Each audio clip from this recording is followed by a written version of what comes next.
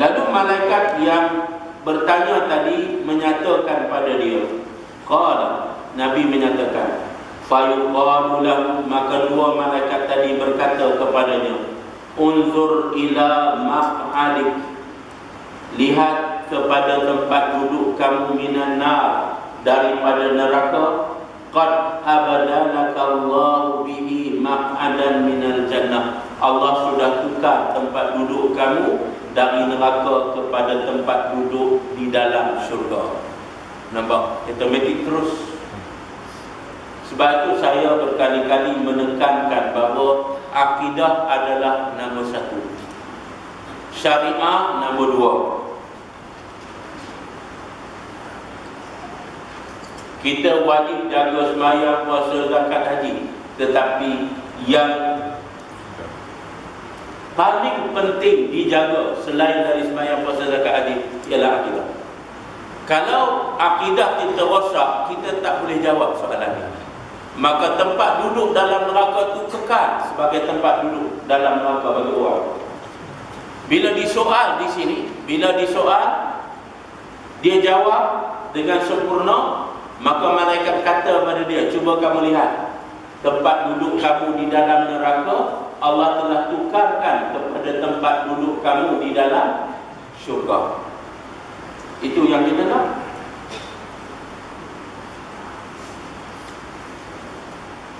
Qala Nabiullah, lalu Nabi SAW menyatakan, fayarahuma jami'a, maka kedua-duanya yang melihat semua apa yang disebut tadi. Qala Qatadah wa dzakara lana, kemudian Qatadah menyatakan, disebutkan kepada kami, annahu yufsahu lahu fi qabrihi sab'una zira'an, kemudian setelah ditunjuk tempat duduk dia dari neraka tukar pada syurga, maka kuburnya diluaskan. Yufsah, kuburnya diluaskan, sab'una zira'an, seluas 70 hasta. Sukat 70 hasta luar mana? Hasta mana? Ini. Ya, sini kita ni. 70. Sukat tengok. Tapi ujung mana? Kubur yang sesempit itu ditukar menjadi kubur yang seluas 70 hasta. Kerana jawapan yang tepat daripada soalan tadi. Bukan sekadar itu. Ada lagi. Wa yamla'u 'alaihi qudra ila yaumi yub'atsun. Yang ni saya tak mau terjemah. Lagi sahabat kata saya pandai-pandai pula. Kita tengok terjemah yang ada. Saya cari tak jumpa. Apa jumpa lah? Baru jumpa. Dan tempat kediamannya dipenuhi dengan kehijauan. Hijau atau apa? Hingga ke hari kebangkitan. Jangan marah warna hijau. Dalam kubur kita tak warna hijau. Setelah diluaskan kuburnya 70 hasta, maka dihampar dengan hamparan hijau di dalam kubur itu. Sahabat boleh bayar betapa nikmatnya. Dan bila kita rujuk hadis yang lain, maka dipancarkan raudhatun min riyadil jannah ke dalam kuburnya. Sebab kubur ni dua je. Kubur dua je. Sama ada kubur kita nanti raudhatun min riyadil jannah atau hufarun min hufarin nar. Salah satu dari dua. Sama ada kubur kita dipancarkan taman-taman indah daripada syurga, atau kubur kita dipancar terus, lubang terus menerus daripada neraka. Salah satu dari dua ini kubur manusia. Dia tak ada kubur yang ketiga. Apa kita dah? Dia salah satu dari dua. Baik.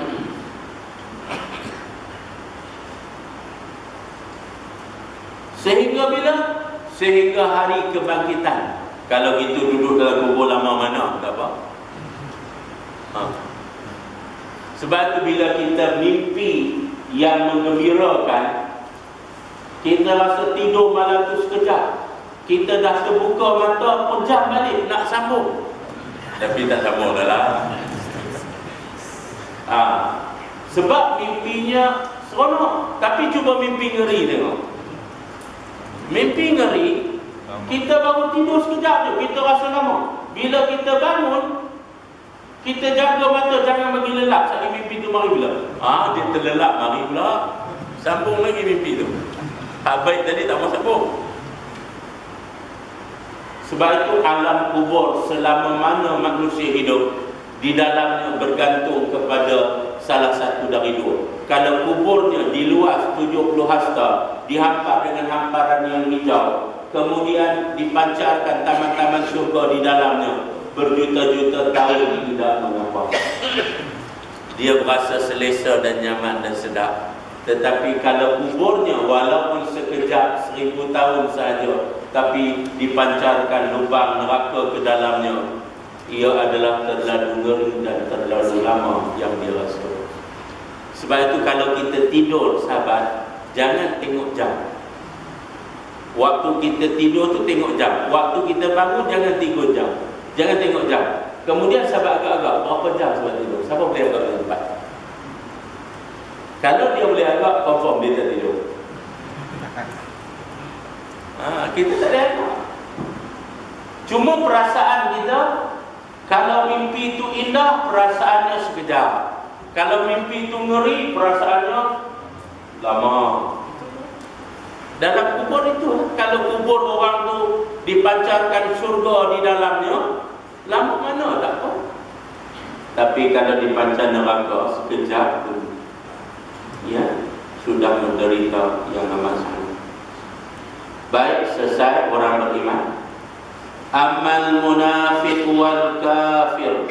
Adapun orang-orang munafik dan orang kafir, fayuqalu lahu, maka malaikat berkata kepadanya, ma kunta taqula fi hadzal rajul, apa yang kamu kata tentang lelaki ini, yaitu Muhammad sallallahu alaihi wasallam. Apa yang kamu kata tentang lelaki ini? Fayaqulu, lalu dia menjawab, orang munafik dan kufur tadi, la adri, aku tidak tahu, kata dia. Dia tak tahu. Kuntu aqulu ma yaqulun nas, aku berkata ikut manusia kata. Manusia kata dia Muhammad Rasulullah, aku pun kata Muhammad Rasulullah. Ya, ini pak turut ni. Fayuqal la daraita wa talaita, lalu dia menyatakan bahawa engkau tidak memahami dan tidak ikut apa tadi? Ya, betul.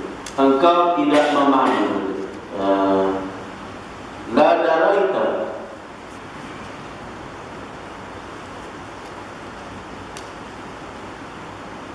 ya, itu ya. La daraita, engkau tidak memahami. Wa talaita, dan kamu pula tidak mahu ikut orang yang memahami. Dia ada dua saja. Pertama, kita kena faham sendiri. Nak faham sendiri, pergi mengaji. Buka buku, duduk depan tok guru.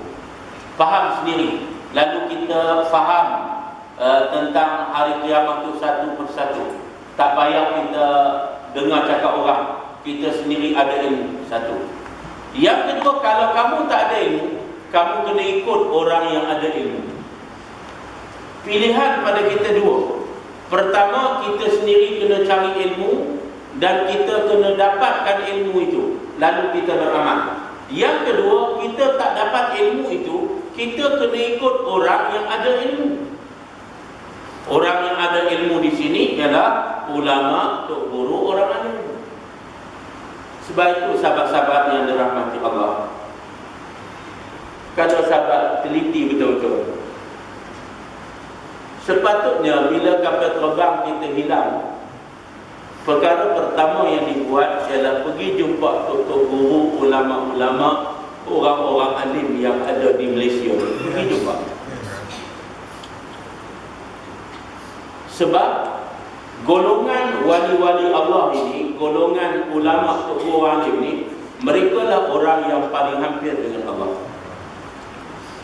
Yang Allah sebut, wa may yattaqillah yaj'al lahu makhraja. Siapa yang bertakwa kepada Allah, Allah akan beri jalan keluar baginya. Pergi jumpa tok-tok guru. Ya, pukul 8 pagi hilang, 8 suku sampai rumah tok guru. Minta tolong tok guru berdoa kepada Allah. Minta tolong tok guru sembahyang hajat. Minta tok guru angkat tangan merayu merintih pada Allah. Ini sepatutnya dibuat. Sebab orang awam macam kita biasa ni, bolehlah sembahyang hajat, tapi abang fikir tidak? Fikir tengok. Cuba fikir tengok. Ya, kita sendiri pun tak berapa nak yakin. Sebab tu anak kita nak pergi sekolah, periksa, kita ambil air bagi kat ustaz. Mengapa kita tak buat sendiri? Kita pun tak berapa yakin dengan diri kita. Sahabat sekalian, sepatutnya ulama, tok guru, orang alim dirujuk awal. Minta mereka angkat tangan. Lepas tu baru kita orang awam ramai-ramai angkat tangan. Bila orang ramai angkat tangan, macam-macam jenis orang yang angkat tangan tu. Hak tak tutup kepala pun angkat tangan. Hak pakai seluar pendek pun angkat tangan. Hak minum arak pun angkat tangan. Hak kaki judi pun angkat tangan. Hak tak reti sembahyang apa? Sembahyang hajat pun sembahyang hajat juga.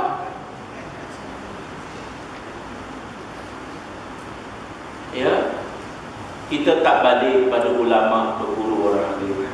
Tapi satu rahmat besar Allah, bila kapal terbang ni hilang, semua orang sembahyang hajat seronok. Saya tengok kalau macam tu sepanjang masa kan bagus.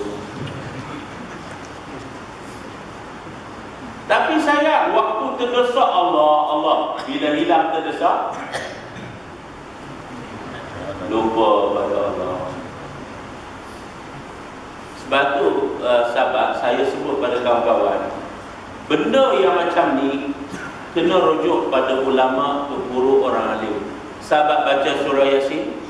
Surah Yasin ada 83 ayat, 8 hari bulan 3.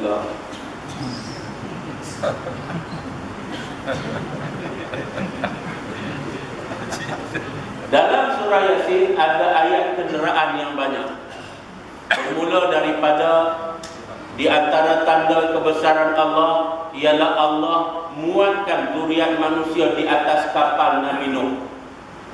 Hamalna zurriyatahu fil fulki.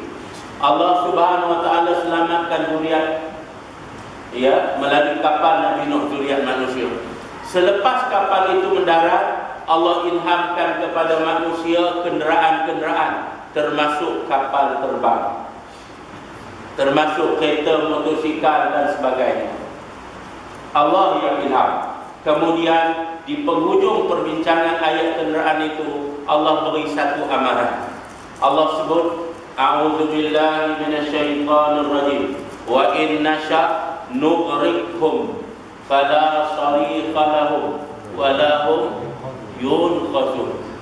Allah kata, wa in nasha', kalau kami nak, maknanya tidak sepanjang masa, sekali-sekala bila manusia lupa. Wa in nasha' ni maknanya bukan hari-hari, ada waktu Allah nak berlaku. Allah sebut, sekiranya kami nak, di atas kesombongan manusia, di atas kedegilan manusia, di atas ta'assubnya manusia kepada teknologi, Allah Subhanahu wa taala kata apa? Wa in nasha' nughriqhum. Nughriq ini kalau kapal di laut maknanya tenggelam, ditenggelamkan. Kalau kereta, motosikal, lori, bas namanya accident. Kalau kapal terbang namanya hilang. Tuan belum tahu lagi berapa orang.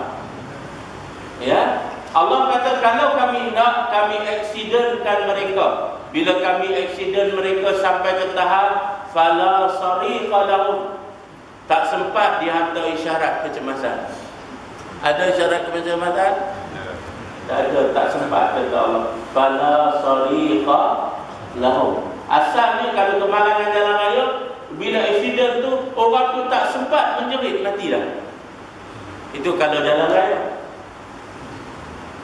Dan ada yang menjerit sempat, tetapi walau yunqazun, mereka tidak diselamatkan.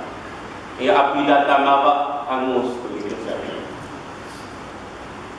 Sahabat siang, mengapa kita tak balik pada ulama, atau guru, orang alim, minta pada mereka supaya mereka mengangkat tangan pada Allah. Kita ikut belakang tak pun, jangan kita duduk depan.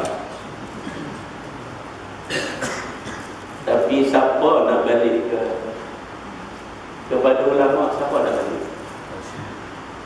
Ya, KLIA dengan Bangi bukan jauh, pergilah sekejap rumah Profesor Abdin tu. Pergilah sekejap, minta apa-apa yang patut. Ya, nak pergi Pulau Melaka jauh sangat. Orang lagi tak pergi lah, dekat pun tak pergi. Saya nampak itu saja. Sebab benda baik yang tahu satu je Allah. Allah saja tahu benda baik. Bila kita nak tahu benda baik, kena minta pada Allah. Muka kita sendiri pun tak berapa yakin. Maka kita kena orang yang lebih hampir kepada Allah. Sebab satu peristiwa berlaku di Mesir, perang Mesir Israel. Saya ringkaskan sebab masa kita dah habis. Saya ringkaskan perang Mesir Israel. Dalam perang tu Israel menang peringkat awal dan semenanjung Sinai ditawan oleh Israel. Tentera Mesir lari ke seberang Swiss. Ya, waktu tu tentera Mesir hampir berputus asa. Hafiz Salamah pegang mikrofon di masjidnya di bandar Swiss. Kalau sahabat pergi masjid Hafiz Salamah, kesan blue masih ada di dinding masjid, tidak dibuang. Ya, dia menyeru rakyat Swiss bangun menentang Israel. Maka bangun, ikhwan pun turut sama. Sebab Hafiz Salamah ni orang ikhwan. Lalu saya ringkaskan lagi, Hafiz Salamah ini bersama dengan ulama-ulama Mesir, mereka sembahyang hajat, minta pada Allah Subhanahu Wa Taala. Sebab tentera Mesir tidak mampu meruntuhkan tembok yang dipasang oleh Israel pada tebing terusan Swiss sebelah sana. Sebab terusan Swiss sebelah sini Mesir kuasai, tebing terusan Swiss sebelah sana Israel kuasai, dan dia bina tembok yang paling kebal selepas Perang Dunia Kedua. Tembok paling kebal. Dan tembok tu ditembak dengan berbagai-bagai peluru, tak pecah. Maka tentera Mesir buntu. Sebab bila dia nak menyeberangi Swiss itu, terusan Swiss tu, dia nak naik ke sana tak boleh sebab tembok tu tinggi. Sahabat-sahabat yang dirahmati Allah, maka ulama-ulama ni, ya, mereka sembahyang hajat, minta pada Allah petunjuk. Mereka sembahyang istikharah, minta Allah tunjuk cara macam mana nak pecahkan ini. Dan Allah tunjuk kepada salah seorang daripada mereka melalui mimpi mereka. Maka sahabat-sahabat yang Allah tunjuk ni, Allah tunjuk pada seorang ulama yang matanya buta, tak nampak. Ini yang saya kata kena rujuk pada ulama. Ya, bila rujuk pada dia dimimpikan ada satu benda yang boleh pecahkan tembok ini, dan benda itu terlalu mudah dan senang, iaitu pancutan air yang kuat. Itu saja. Ya, sebab tembok itu dibina simen, pasir dan besi konkrit. Maka peluru tak masuk. Lantaran itu dalam ilham yang diberi ini menggunakan air. Maka ditembak air itu Macam sahabat pergi kedai basuh kereta tu, dia boleh adjust air tu bagi kecil, dan air itu adalah tajam. Tapi tak sebesar itu, terlalu besar lagi lah untuk pecahkan tembok. Dengan pancutan air yang kuat itu, mula semen tu berubah dan dia mula berlubang. Dan sikit sebanyak lepas tu pasirnya mula jatuh. Baru tentera Mesir boleh menyeberangi dan masuk ke Sinai semula, dan Israel hampir kalah. Bila hampir sampai sempadan Israel, perjanjian Camp David ditandatangani habis. Maka kekal Israel sampai hari ini.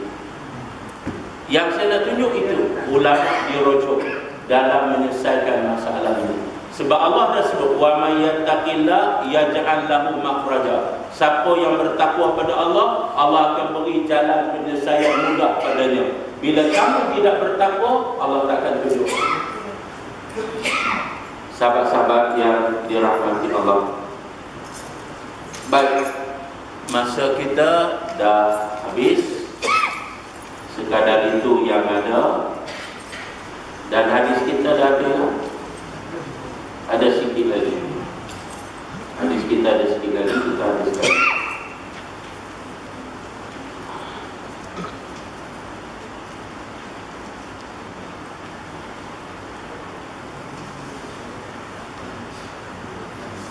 Baik, mana tadi?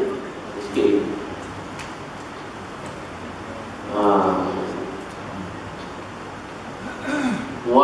Waduriba bimatarik, lalu dia dipukul dengan pemukul daripada besi. Wallahualam, saya tak tahu besar mana. Tapi yang penting, malaikat yang tanya dia tadi, bila dia jawab tak betul, malaikat pukul dia dengan besi. Pemukul dari besi. Besar mana jangan tanya, sebab tidak ada ukuran yang dicatat. Cuma disebut tentang akibatnya, iaitu darbatan fayasibu sayhatan yasma'uha man yalihi ghairu saqalain. Lalu apabila dipukul,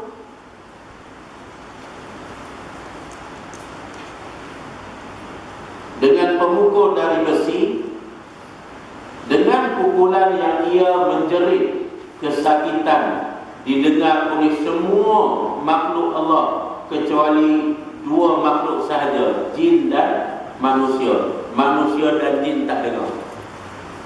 Jadi bila malaikat tanya soalannya, dia tak boleh jawab, maka malaikat pukul dia dengan besi, pemukul dari besi, dan pukulan itu menyebabkan dia menjerit sekuat-kuatnya. Seluruh makhluk Allah mendengar jeritan itu kecuali as-saqalain, dua makhluk yang diberi tanggungjawab mukallaf, iaitu jin dan manusia. Jin manusia tak dengar, binatang dengar jeritan itu. Jadi sahabat-sahabat yang dirahmati Allah, sahabat boleh tanda, kita sampai pada hadis yang kedua itu. Hadis yang ketiga kita akan sambung perbincangan akan datang. Yang penting pada perbincangan hari ini, kita wajib yakin akan soal munkar dan nakir di dalam kubur apabila kita memasukinya. Dan kita melihat soalannya sudah bocor, jawapannya sudah pun bocor. Tetapi ingat, yang menjawab ialah umur kita. Yang menjawab ialah seluruh umur kita. Kalau seluruh umur kita hidup menepati kehendak Allah dan Rasul, menepati Quran dan hadis Nabi, ya, kita mampu menjawabnya. Tetapi kalau hidup kita menyimpang jauh dari Allah dan Rasul, menyimpang jauh dari Quran dan hadis Nabi, sudah tentu kita tidak dapat menjawabnya. Kemudian Nabi menjelaskan, orang yang bila disoal dan dia menjawab dengan sempurna, kuburnya diluaskan dan dihampar kuburnya dengan hamparan yang berwarna hijau, dan dipancarkan taman surga ke dalam kuburnya. Yang tak boleh menjawab, maka dia dipukul sehingga terbenam tubuh badannya di dalam bumi, dan waktu dia dipukul itu, dia menjerit sekuat-kuatnya. Seluruh makhluk mendengar jeritan itu kecuali dua makhluk sahaja, jin dan manusia. Jadi sahabat sekalian, apa yang kita belajar malam ini ialah apa yang akan kita tempuh satu hari nanti. Cuma satu hari itu bila? Wallahu a'lam. Yang kita belajar malam ini ialah apa yang kita akan tempuh. Kita akan tempuh ini. Semua ini kita akan tempuh. Jadi sahabat-sahabat yang dirahmati Allah, nak cari orang yang ada pengalaman tentangnya, tak ada bersama kita. Dalam hal-hal lain kita boleh tanya pengalaman. Sahabat boleh tengok dalam TV, bila kapal terbang tu hilang, ditanya pengalaman. Semua, ya, pilot-pilot yang ada ditanya. Tapi dalam semua pertanyaan tu, satu saja kita terima sebagai jawapan yang paling sempurna. Apabila dia menjawab soalan yang disoal itu dengan jawapan kekuasaan Allah. Hak tu seorang tu je. Yang lain dia kira teknologi, yang lain dia kira kecanggihan dia.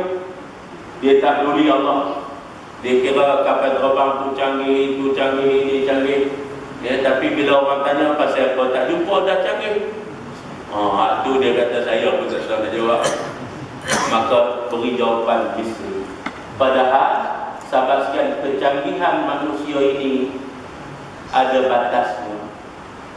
Bila kecanggihan manusia bertemu dengan kehendak Allah Subhanahu Wa Taala, kecanggihan manusia hilang serta merta. Jadi sahabat-sahabat yang dirahmati Allah, tak ada orang ada pengalaman tentang apa yang kita bincang. Dan minta maaf sahabat sekalian, sebahagian daripada kita mungkin akan menempuh apa yang kita bincang malam ni. Mungkin dia akan tempuh dalam beberapa hari lagi. Mungkin sebahagian daripada kita sebulan dua lagi. Mungkin sebahagian daripada kita setahun dua lagi. Wallahu a'lam. Yang penting ada sahabat yang sedang menempuhnya sekarang, yang semalam dia kembali kepada Allah, dan apa yang kita bincang hari ini dia sedang menghadapinya. Wallahu a'lam bishawab. Kita tangguh dengan tasbih kifarah dan surah.